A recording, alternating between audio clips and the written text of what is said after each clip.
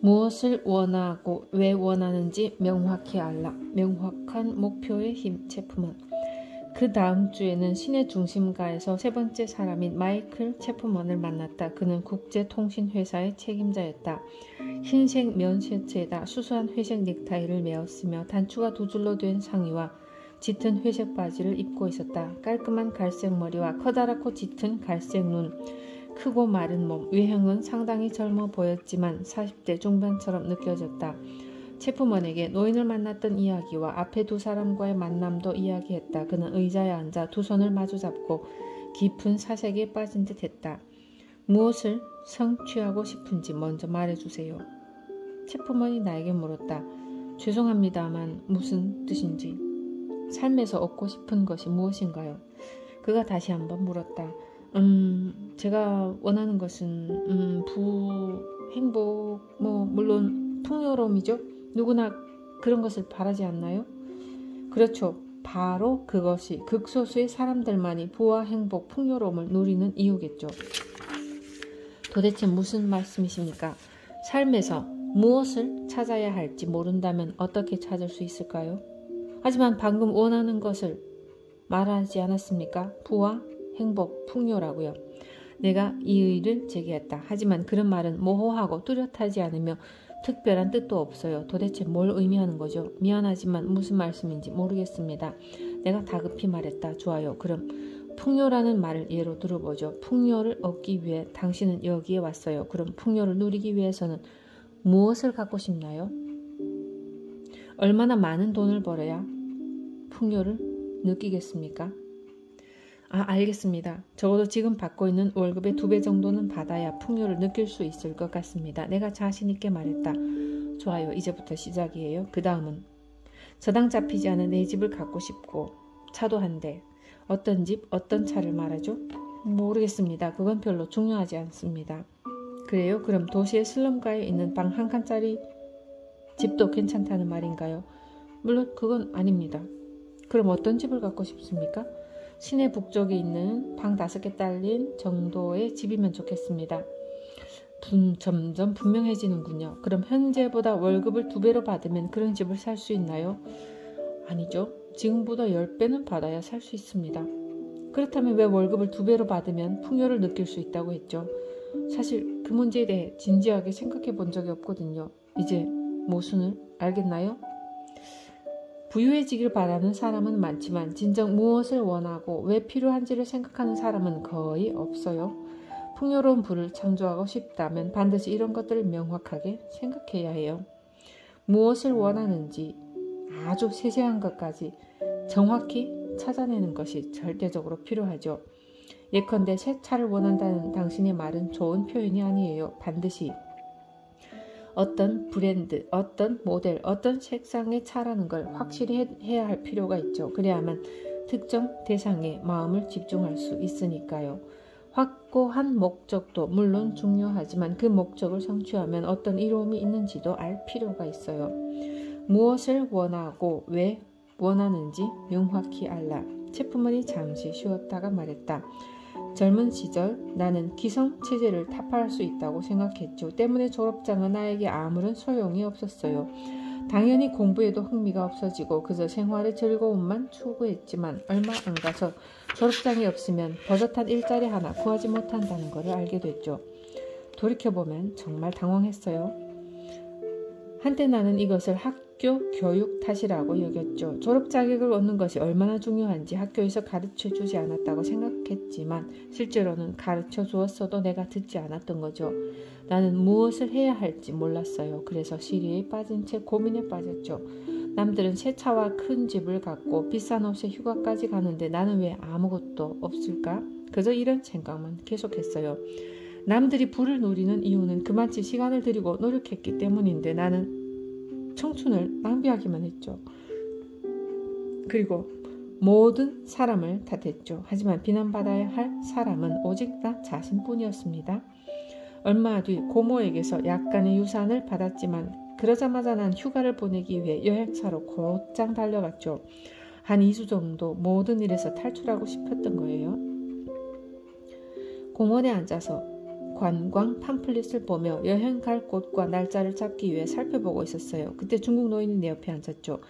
노인은 어디로 휴가를 떠날 거냐고 묻더군요. 아직 확실하게 정한 곳은 없다고 말했죠. 그냥 몇 주 정도 있고 싶다는 생각만 했기 때문이었죠. 노인은 내게 왜 떠나고 싶은지 물었고 내가 일자리도 없고 전망도 없고 미래도 없기 때문이라고 하자 노인은 돌아서서 내 눈을 똑바로 쳐다보더니 그렇다면 미래를 창조해야 합니다 라고 말했어요.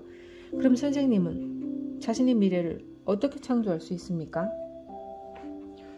내가 그의 말에 끼어들었죠. 나도 노인에게 그렇게 물었죠. 그러자 노인은 단지 풍요로운 부의 비밀을 통해서 라고만 말했어요. 그러고 나서 내게 명단을 주면서 그 사람들이 설명해 줄 거라고 했죠.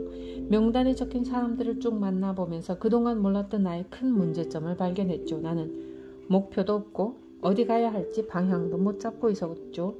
결과적으로 삶의 목적이 없었던 거예요. 그제서야 원하는 것은 무엇이든지 다 가질 수 있지만 먼저 무엇을 원하고 왜 원하는지를 정확히 알아야 한다는 것을 배웠죠. 이것이 바로 명확한 목표의 힘이죠. 목표를 적어놓고 규칙적으로 점검하라. 부를 창조하기 위해선 목표가 명확해야 한다는 말씀이시죠. 그래요. 목표가 첫 번째입니다. 반드시 특정한 목표가 있어야 하죠. 단순히 부유해지고 싶다는 생각만으로는 불충분해요. 미래를 구축하기 위해서는 무엇을 갖고 싶고 언제 갖고 싶은지 초점을 맞추는 작업이 필요하죠. 어떻게 그런 것이 부를 얻는 데 도움을 주죠? 예를 들죠. 여행을 떠났는데 목적지가 없다면 당신은 결국 어디로 갈까요? 그가 반문했다. 그야 자기 생각 나름이죠. 내가 웃으며 말했다. 그래요. 아무도 알지 못해요. 어느 순간 어떻게 느끼느냐에 따라 언제 어디로든지 갈 수 있지만 출발 전에 목적지를 정해놓았다면 어디로 갈 가능성이 가장 높을까요? 그거야 목적지겠죠. 맞아요. 삶은 마치 여행과 같죠. 가고자 하는 곳을 안다면 그곳에 도착할 가능성이 높은 겁니다. 그의 말을 좀 더 유심히 들으며 적었다. 여태껏 정확한 목표를 가진 적은 없었다. 하지만 지금은 목표의 가치를 알 수 있었다.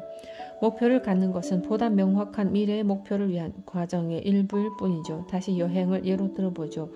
가고 싶던 곳이 여러 군데 있었어요. 여행하다가 이곳이 가고 싶었던 곳인지 아닌지 어떻게 알 수 있나요? 적어놓습니다. 좋아요. 올바른 방향으로 가고 있는지 점검할 수 있도록 목표를 적어놓고 규칙적으로 참조하는 일은 아주 효율적이죠. 그것은 마치 슈퍼마켓에 가는 것과 같아요. 당신이 쇼핑할 목록을 작성하지 않았다고 합시다. 그러면 출발할 때는 뭘 사야 할지 알고 있지만 매장을 한 바퀴 도는 사이 광고나 선전에 눈이 팔려 꼭 사야 할 것을 놓치는 경우가 있죠. 하지만 목록을 작성하면 그런 일은 일어나지 않아요. 왜냐하면 매장을 지날 때 수시로 목록을 들여다보면서 무엇을 사야 할지 확인하기 때문이죠. 듣기에는 아주 쉬운데요. 그렇죠. 결국 목표를 적어놓는 것이 아주 효율적이란 말씀이죠. 그렇죠. 그러고는 매일 점검하세요. 마음에 새기기 위해서는 적어도 하루에 3번은 점검해야 하죠.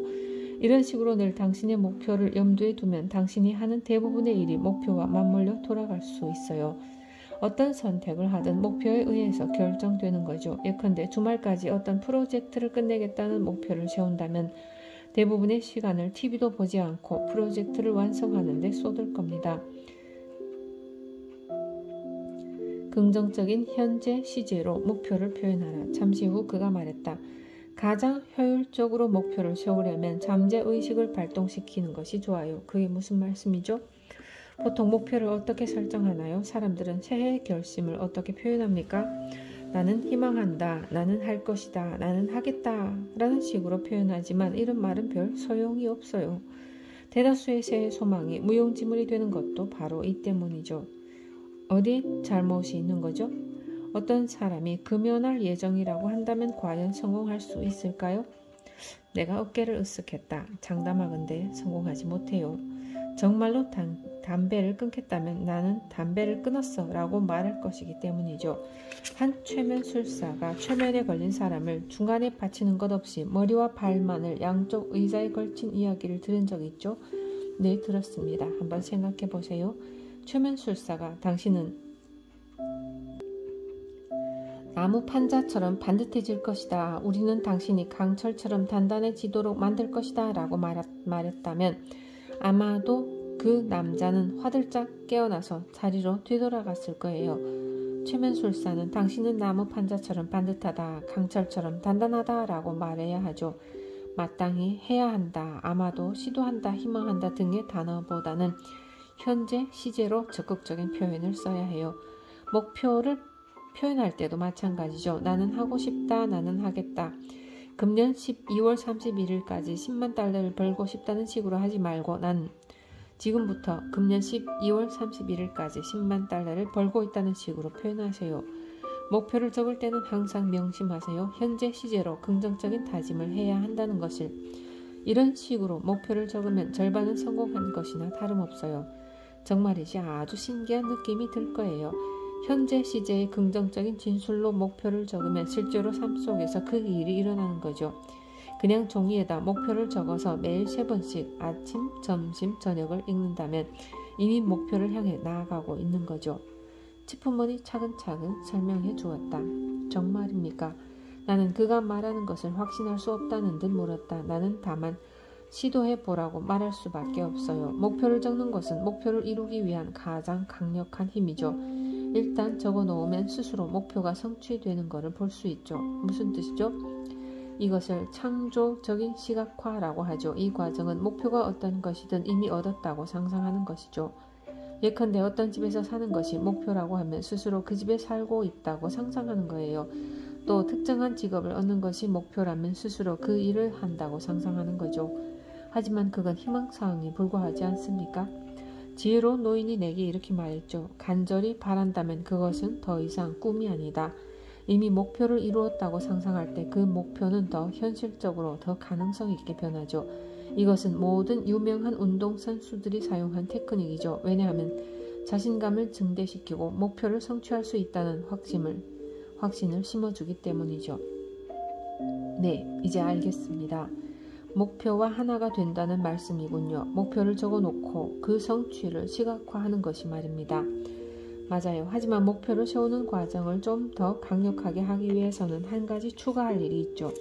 왜 목표가 필요하고 왜 목표를 세우고 싶어 하는지 밝히는 거예요. 왜 그렇습니까? 목표에 뚜렷한 방향을 부여하기 때문이죠. 예컨대 일정한 액수의 돈을 버는 것을 목표로 했다고 하지만 이는 아파트를 사거나 휴가를 가거나 아이를 대학에 보내기 위해서 돈을 벌어야겠다고 목표를 세우는 것보다 강력한 동기가 아니죠. 10만 달러를 번다는 목표와 집을 구입하기 위해서 10만 달러를 번다는 목표 중에서 어느 쪽이 더 강한 동기부여가 될까요? 명심하세요. 부는 그 자체를 위한 돈이나 재산을 축적하는 것이 아니라 삶의 목적을 성취하기 위한 부의 힘이 부여되는 겁니다. 목표의 배후에 깔려있는 이유와 하나가 되면 끊임없이 명확한 목표의 힘이 창출되는 거죠.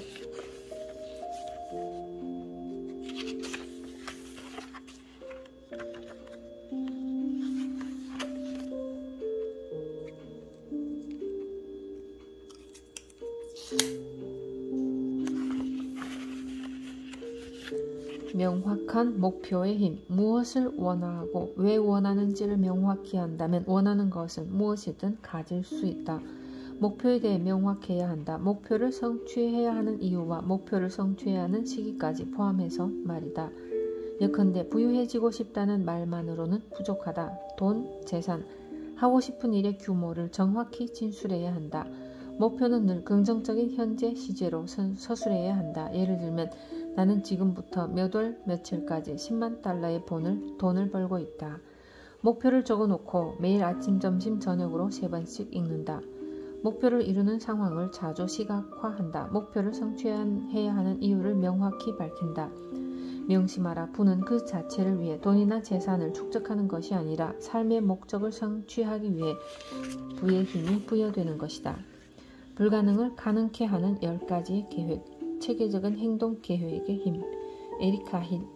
그렇군요. 3번째 비밀을 깨달았다면 목표를 현재 시제의 긍정적인 표현으로 적어 놓았을 테고 성취하고 싶은 시기도 설정해 놓았을 테죠. 또 목표의 성취가 왜 그리 중요한지 그 이유도 알았겠고요. 그래서 지금은 명확한 목표를 갖고 있겠군요. 그렇다면 다음 단계는 뭐라고 생각하세요? 에리카 힐이 내 맞은편에 앉아 말했다. 그녀는 큰 국제출판사의 편집장인데 명단에 적힌 4번째 사람이었다. 힐 부인을 만났을 때 나는 그녀의 모습에 깜짝 놀랐다. 그 정도 위치라면 적어도 중년은 됐을 거라고 짐작했는데 이제 겨우 39살밖에 되지 않았고 게다가 실제 나이보다 10년은 더 젊어 보였다. 그녀는 긴 금발에 녹색의 밝은 눈을 가진 매력적인 여자였다. 게다가 아이가 셋이나 있는데도 몸매는 처녀처럼 날씬했다. 솔직히 말해서 저에겐 아무런 방법도 없습니다. 부인 말이 맞아요. 목표는 알고 있지만 어떻게 성취해야 할지 모르고 있죠. 괜찮아요. 힐 부인이 나를 위로하며 말을 계속했다. 12년 전에는 나도 마찬가지였으니까요. 프리랜서 저널리스트로 일을 시작했어요. 임신 중에도 계속해서 일을 했고 아이를 키우면서도 일을 했죠. 당시 나는 젊은 엄마와 가족에 대해 흥미를 느끼고 있었죠. 그래서 가정에서 일어나는 모든 일에 대한 일정한 주제를 찾아 글을 썼죠. 대부분은 잡지와 신문에 실렸는데 내가 아이 셋을 키운다는 것을 고려하면 수입도 괜찮았고요. 하지만 저는 더 큰 꿈을 갖고 있었어요. 진짜 하고 싶었던 일은 잡지를 직접 발행하는 거였죠. 그러기 위해서는 엄청난 자금이 필요했고요. 결국 내 목표는 현실이 아닌 몽상처럼 보인다는 게 유일한 문제였죠. 어느 날인가 인터뷰를 하기 위해 북쪽 도시를 여행했어요. 그곳에서 나처럼 여행하고 있던 중국 노인을 만났고요. 길 건너편에 앉아 있더군요. 노인은 아주 친절했고 우리는 여행 내내 대화를 나누었죠. 내 직업이 저널리스트라는 것도 말했고 언젠가는 잡지를 발행하고 싶다는 이야기도 했어요. 막대한 자금이 필요하기 때문에 평생 실현할 수 없을 것 같다는 고백도 했습니다. 그러자 노인은 내 팔을 살짝 치면서 의지를 갖고 있다면 그건 꿈이 아닙니다 라고 말했어요. 무슨 뜻이죠? 나도 그때 그렇게 물었어요. 그러자 노인은 마음이 품을 수 있고 믿을 수 있는 것은 무엇이든 성취할 수 있습니다 라고 말했죠. 나에게도 비슷한 충고를 한 것이 기억나서 노트에 받아 적기 시작했다.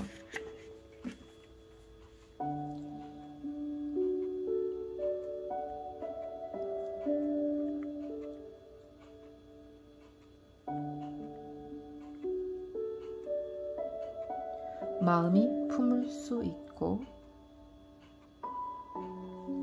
믿을 수 있는 것은 무엇이든 성취할 수 있습니다.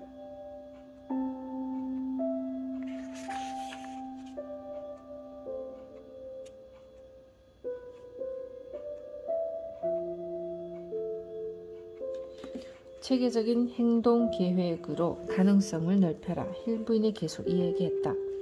바로 그때 노인이 풍요로운 부의 비밀을 말했죠. 그는 10명의 명단과 전화번호를 주면서 이들이 그 비밀을 설명해 줄 수 있을 거라고 했어요. 난 그들의 사연을 들으면 좋은 이야기를 쓸 수 있을지 모른다는 생각에서 10명 모두를 만났어요. 정말 그들 모두는 성공한 사람들이었죠. 그들이 들려준 비밀 중에서도 내 삶에 엄청난 충격을 준 것은 바로 체계적인 행동 계획의 힘입니다. 체계적인 행동 계획이란 도대체 무슨 뜻이죠? 먼저 무엇을 원하고 왜 원하는지를 아는 것이 가장 중요해요. 그런 다음에 그 목표를 확실하게 성취하고 싶다면 반드시 효과적인 전략을 세워야 해요. 다시 말해서 체계적인 행동 계획을 세우는 것이죠. 성공한 운동선수는 어느 누구든 앞으로의 계획을 세우죠. 시합이 있으면 몸 상태가 최고조에 이르도록 훈련 계획을 짜고요. 최선의 상태에서 시합하기 위해서는 반드시 컨디션을 좋은 상태로 유지해야 하기 때문이죠. 우리의 삶도 마찬가지예요. 최초의 구상과 그에 따른 체계적인 행동 계획을 세우지 않고 돈을 번 백만장자는 없어요. 몇 년 전 나는 크게 성공한 기업가에게 성공의 비결이 무엇이냐고 물은 적이 있었죠. 그때 그는 어떤 일을 하든 성공하려면 3가지 일을 확실하게 해야 한다고 했죠. 첫째도 체계적인 행동 계획과 둘째도 체계적인 행동 계획과 셋째도 체계적인 행동 계획. 그의 충고는 상당한 의미가 있었답니다. 집을 짓는데 설계 도면이 없다는 걸 상상할 수 있나요? 어떤 자재와 어떤 장비가 필요할까? 어디에 기초를 다지고 어떤 모양으로 짓고 몇 층으로 지을까? 이런 계획이 없다면 어디서부터 시작해야 할지 모르게 되죠. 그녀의 말에 계속 고개를 끄덕였다.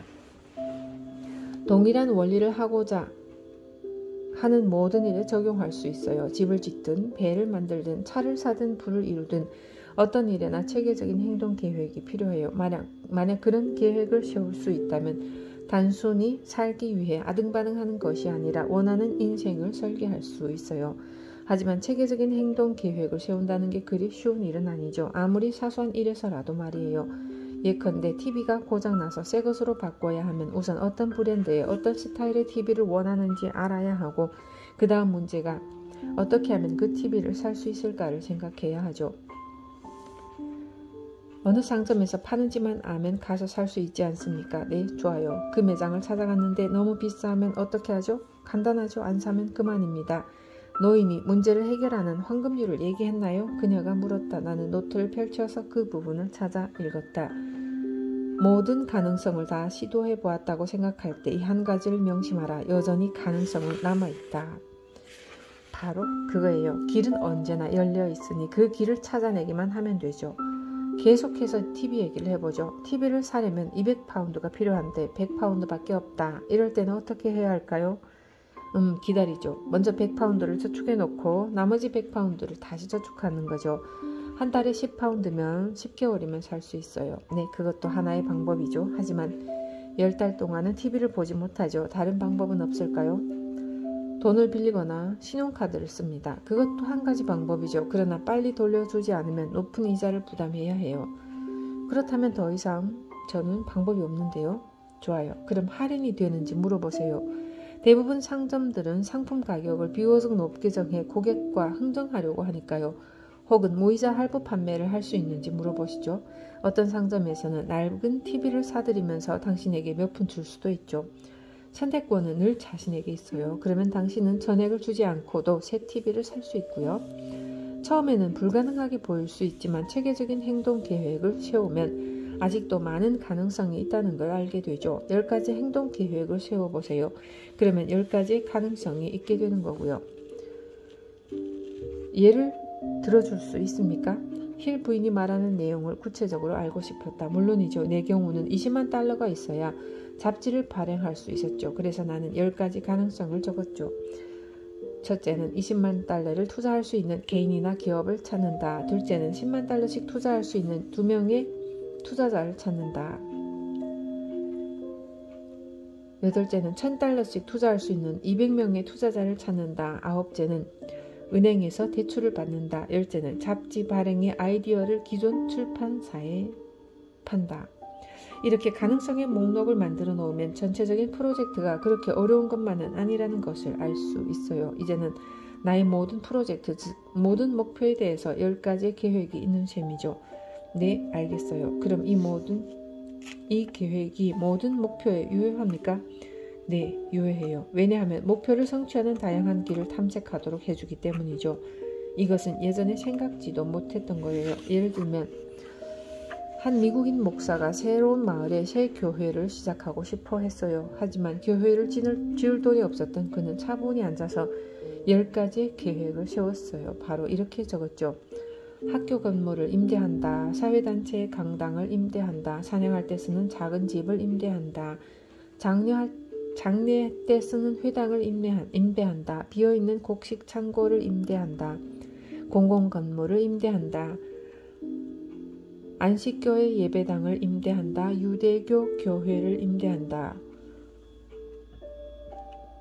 자동차 극장을 임대한다. 비어있는 땅, 천막, 접을 수 있는 의자를 임대한다. 갑자기 10가지 가능성을 갖게 된 그는 차를 타고 영화를 보는 자동차 극장에다 교회를 시작했죠. 몇 년 후에는 예배에 참가하는 신도들이 고정적으로 이어졌어요. 그러자 목사님은 그 목사님이 바로 로버트 슐러 박사였어요. 다시 고딕식 교회 건물을 지어 마을에서 한눈에 볼 수 있도록 만들고 교회 이름도 희망의 탑이라고 지어 기도와 배움의 장소로 이용되기를 원했어요. 교회가 마을 전체를 위한 희망과 영감의 원천이 되기를 바랐던 것이지만 그러려면 200만 달러가 필요했어요. 큰 난관이었죠. 사람들은 슐러 박사에게 불가능한 일이라고 말했지만 그는 다시 10가지 계획을 세웠답니다. 200만 달러를 기부할 수 있는 사람을 찾는다. 100만 달러를 기부할 수 있는 2명을 찾는다. 2000달러를 기부할 수 있는 1000명을 찾는다. 자금을 모으는데 시간이 걸렸지만 슐러 박사는 결국 해냈어요. 그가 세운 10가지 계획이 목표를 이루는데 큰 도움이 되었던 거죠. 불가능을 가능케 하는 10가지 계획. 그렇군요. 확실히 그런 사업에는 도움이 될 것 같지만 개인적인 일은 어떻게 하면 되죠? 제 목표 중 하나는 교외에다 5칸짜리 집과 2에이커의 땅을 사는 거지만 지금의 월급으로는 불가능하죠. 1칸짜리 아파트도 부담이 되거든요. 내 말을 유심히 듣고 있던 힐 부인이 말했다. 그럼 복권에 당첨되든지 아니면 어떤 식으로든 수입을 늘리는 방법을 찾아야 하겠군요. 결국 회사에서 승진을 노리거나 아니면 월급이 많은 일자리를 찾아야 한다는 뜻이죠.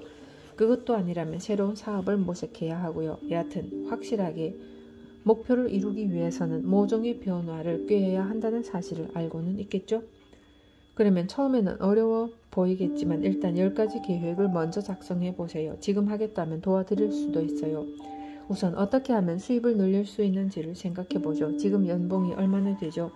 15,000파운드입니다. 네, 좋아요. 매년 2배씩 더 벌 수 있다면 5년 내에 40만 파운드를 벌 수 있죠. 그 정도면 원하는 집을 사기에는 충분한가요? 그렇죠. 하지만 어떻게 수입을 매년 2배씩 증가시킬 수 있습니까? 10가지 계획을 작성하는 거죠. 머릿속에 떠오르는 아이디어든 뭐든지 적어봐요. 나는 잠시 생각하다가 말했다. 열심히 일해서 중력 수준으로 승진하는 거죠. 제 생각에 그들은 매년 30만 파운드는 벌 겁니다. 그것도 한 가지 가능성이죠. 시간이 걸리지만 말이에요. 회사의 중력까지 올라가려면 보통은 5년 이상은 걸릴걸요? 그러면 실적에 따라 커미션이 있는 일자리로 바꾸는 겁니다. 좋아요. 하지만 그런 일자리는 이런저런 요구가 많죠. 더 좋은 학위나 자격증을 따는 건 어떨까요? 그러면 월급이 훨씬 많은 일자리를 찾을 수 있을 텐데. 하지만 지금 빚이 있어서 수입이 꾸준해야 합니다. 그래도 야간 학교는 다닐 수 있지 않나요? 그렇죠. 그건 생각 못했는데요. 또 자기 사업을 하는 건 어때요? 가능하지만 뭘 하죠? 일단 체계적인 계획을 세우면 도움을 받게 될 거예요. 대다수의 사람들이 평생 자신의 적성과는 완전히 상반되는 일을 하고 있죠. 자신이 무엇을 좋아하는지, 장점과 약점은 무엇인지, 어떤 방면의 일을 해야 하는지 모르고 있어요. 결국 그렇게 되면 먹고 살기 위해서 일을 하는데 불과하죠. 그들은 자신의 일에 대해 열성도 관심도 없기 때문에 그 분야에서 결코 뛰어난 인물이 될 수 없고 사는 것도 빠듯할 거예요.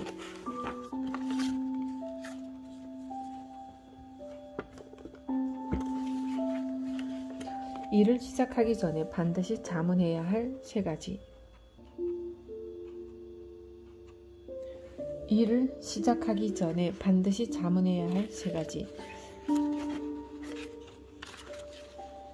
깊은 심호흡을 했다. 힐 부인의 말이 지금의 내 모습을 그대로 표현했기 때문이다. 정말로 일에는 관심이 없었다. 직업은 단지 청구서를 지불하기 위한 수단일 뿐이었다. 내가 어떤 종류의 일을 좋아하는지 혹은 어떤 유형의 일이 능숙한지 한 번도 생각해 본 적이 없었다. 당신이 잘 되고 싶다면 이런 문제는 아주 본질적인 거죠. 왜냐하면 자신의 일을 즐기지도 못하고 능숙치도 않다면 일이 잘 될 리 없으니까요. 게다가 일을 잘하지 못하는데 어떻게 높은 급여를 기대할 수 있겠습니까? 이런 지혜로운 말이 있어요. 좋아하는 일을 하면 돈은 따라온다. 어떤 일을 정말로 좋아하면 그 일을 잘하기 위해 많은 노력을 기울이게 되지만 대부분의 사람들은 이와는 반대로 자신이 좋아하는 다른 것을 하기 위해서 지금 하는 일로 돈을 번다는 식이죠. 결과적으로 주말을 빼고는 재미없는 일에 시달리면서도 자신이 왜 즐겁지 않은지를 이해를 못하죠. 그네가 지금의 내 상태를 정확히 묘사하고 있다고 다시 한번 느꼈다. 하지만 진정으로 자기 일을 즐기며 하는 사람이 몇이나 될까요? 물론 극소수죠. 그렇다면 부유한 사람은 몇이나 될까요? 이제야 그 말이 무슨 뜻인지 알겠습니다. 부인의 뜻은 일자리를 얻거나 사업을 시작하기 전에 반드시 이런 것들을 생각해야 한다는 거죠. 첫째, 나는 이런 종류의 일을 즐기면서 할 수 있는가? 둘째는 이 일이 나의 적성에 맞는가? 셋째는 이 일을 통해서 장기적인 사업과 경제적인 목표에 다가갈 수 있는가? 바로 그거죠. 이제 조금 그 의미를 이해하겠습니다. 대학에서 공부할 때 이런 걸 생각해낼 수 있었다면 참 좋았을 텐데 누구도 과거를 바꿀 수는 없지만 미래는 창조할 수 있죠. 문제는 당신이 어떻게 하느냐에 따라 달라진다는 거예요. 제가 여기에 온 이유도 바로 그 때문이겠죠. 제가 정말로 하고 싶은 것은 내 사업을 시작하는 거예요. 아주 좋아요. 하지만 무엇부터 시작해야 하죠? 체계적인 행동 계획을 세우는 거죠. 맞아요. 어떤 사업이든 사업 계획이 필요하죠. 또 심사숙고해서 체계적인 행동 계획도 준비해 두는 게 좋아요. 반드시 사업 자금을 모으기 위해서 돈을 빌릴 때 경험 많은 투자자는 설득력 있는 사업 계획서를 보자고 해요. 그들은 당신이 모든 점을 고려했는지 알고 싶어 하죠. 사업 방향에 대한 체계적인 행동 계획 없이는 어떤 사업도 성공할 수 없다는 걸 경험상 잘 알기 때문이에요. 따라서 모험적인 사업을 통해서 풍요로운 부를 창조하고 싶다면 반드시 목표를 철저히 세운 다음 무엇을 어떻게 해야 할지에 대한 계획을 세워야 해요.